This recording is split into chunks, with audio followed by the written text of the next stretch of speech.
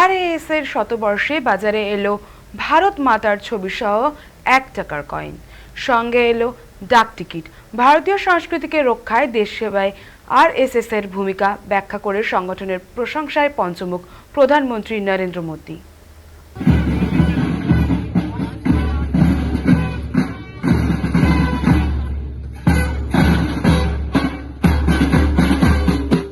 গত শনিবার শতবর্ষ পূর্ণ করেছে রাষ্ট্রীয় স্বয়ংসেবক সংঘ। বৃহস্পতিবার বিজয়া দশমীতে নাগপুরের সংঘের সদর দফতরে বিশেষ অনুষ্ঠান।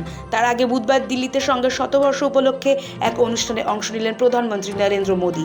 সেখানে রাষ্ট্রীয় স্বয়ংসেবক সংঘের শতবর্ষ উপলক্ষে নয়া ডাক টিকিট ও মুদ্রা প্রকাশ করলেন প্রধানমন্ত্রী নরেন্দ্র মোদী। ভারতীয় সংস্কৃতিকে রক্ষা, দেশ সেবায় আরএসএস এর ভূমিকা ব্যাখ্যা করে এই সংগঠনের প্রশংসায় পঞ্চমুখ হলেন প্রধানমন্ত্রী।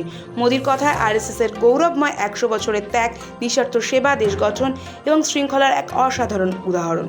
राष्ट्र निर्माण का महान उद्देश्य व्यक्ति निर्माण का स्पष्ट पथ और शाखा जैसी सरल जीवंत कार्य पद्धति, यही संघ की 100 वर्षों की यात्रा का आधार बने हैं। इन्हीं स्तंभों पर खड़े होकर संघ ने लाखों स्वयंसेवकों को गढ़ा। संघ जब से अस्तित्व में आया, संघ के लिए देश की प्राथमिकता ही उसकी अपनी प्राथमिकता रही है। এক সময় আরএসএস এর প্রচারক মোদী এই সংগঠনের গুরুত্ব ব্যাখ্যা করতে গিয়ে বলেন, রাষ্ট্রই শ্রেষ্ঠ, রাষ্ট্রের স্বার্থ রক্ষাই জীবনের প্রধানতম লক্ষ্য। আরএসএস এর এই ভাবনা সংগঠনটিকে আজ শক্ত ভিতের উপর দাঁড় করিয়ে দিয়েছে। প্রধানমন্ত্রী বলেন, এই মন্ত্রের জোরে এই সংঘ ব্রিটিশ এর বিরুদ্ধে জোরদার লড়াই করেছে। প্রধানমন্ত্রী বলেন, রাষ্ট্রভাবনার জোরেই আরএসএস জরুরি অবস্থার মোকাবিলা করতে সক্ষম হয়েছিল।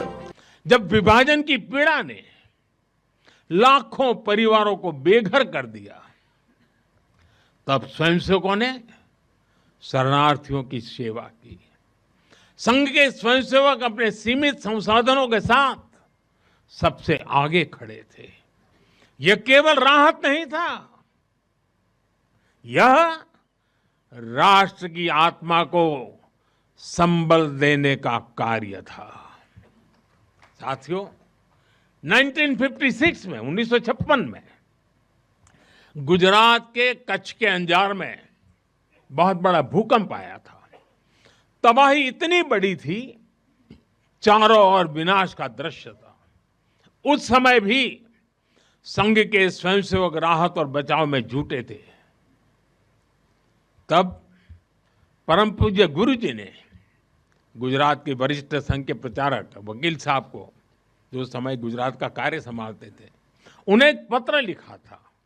उन्होंने लिखा था, किसी दूसरे के दुख को दूर करने के लिए निस्वार्थ भाव से खुद कष्ट उठाना एक श्रेष्ठ हृदय का परिचायक है।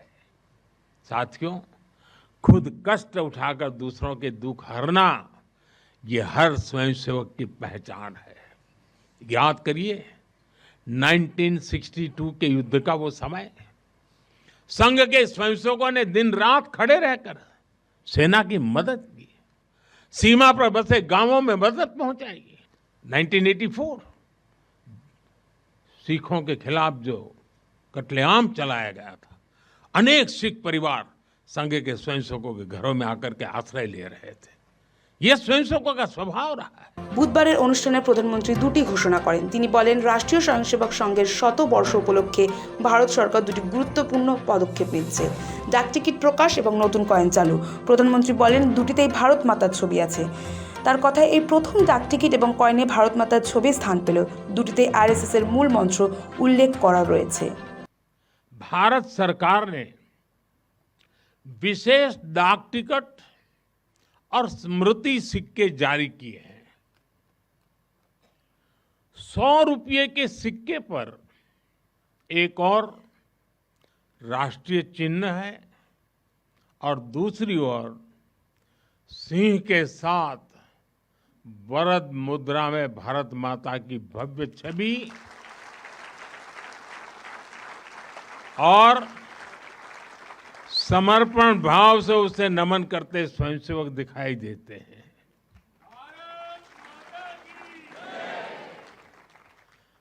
भारतीय मुद्रा पर भारत माता की तस्वीर संभवतः स्वतंत्र भारत के इतिहास में पहली बार ऐसा हुआ है। 100 বছর আগে আরএসএস এর প্রতিষ্ঠার দিনটি ছিল বিজয়া দশমী। তাই বৃহস্পতিবার বিজয়া দশমীর দিনই নাগপুরের সদর দফতরের সংঘ তাদের শতবর্ষের মূল অনুষ্ঠানটির আয়োজন করছে। প্রধানমন্ত্রী মোদীর সেই অনুষ্ঠানে অংশ নেওয়ার সম্ভাবনা রয়েছে। প্রধানমন্ত্রীর সঙ্গের দীর্ঘযাত্রার সাফল্যের কারণ ব্যাখ্যা করে বলেন, আরএসএস এর এমন একটি সংগঠন যেখানে বহু স্রোতধারা এসে মিশেছে, কিন্তু সেখানে কখনো বিরোধ হয়নি। তার একমাত্র কারণ এই সংগঠনের সকলের একমাত্র লক্ষ্য হলো রাষ্ট্র কল্যাণ। এই ভাবনায় আরএসএসকে শক্তিশালী করেছে, এগিয়ে যেতে সাহায্য করেছে। ব্যুরো রিপোর্ট, সময়, কলকাতা।